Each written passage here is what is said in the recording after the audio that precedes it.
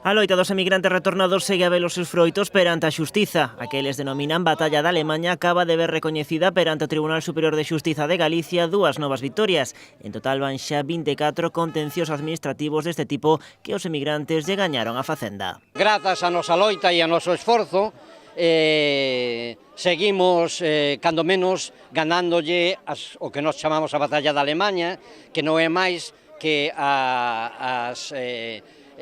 as nosas reclamacións diante do Tribunal Superior de Xustiza de Galiza, reclamando as pensións dos retornados da Alemaña.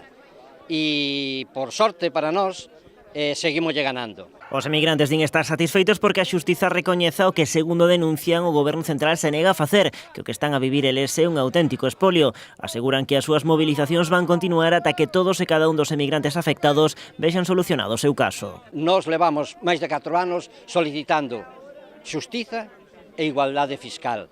Ni máis ni menos. É algo moi sinxelo e algo que se pode, ademais, conseguir tamén moi facilmente, porque isto do que estamos a falar foi, no seu momento, unha decisión política que tomou o goberno do Partido Popular con Montoro á cabeza, pero esa decisión política se pode cambiar cando se queira. Denuncian que o Executivo de Rajoy está discriminando os galegos retornados e empregando dúas varas de medir. Piden ter o mesmo trato que un pensionista xubilado en España exento de facer a declaración da renda por un ingreso inferior aos 22.000 euros. Os emigrantes retornados, no seu momento, cando fixeron este espolio que nos estamos a dicir, pois decidiron que nós, por 12.000 euros, 11.200 euros, 12.000 hoxe, que xa cambiaron un pouquiño, por 12.000 euros anuais, nós temos que facer a declaración da renda e, ademais, temos que pagar. Ademais das súas xa habituais concentracións mensuais, os emigrantes retornados traballan xa para levar varias iniciativas ao Parlamento de Galicia coa intención de que a súa voz se acabe escoitando tamén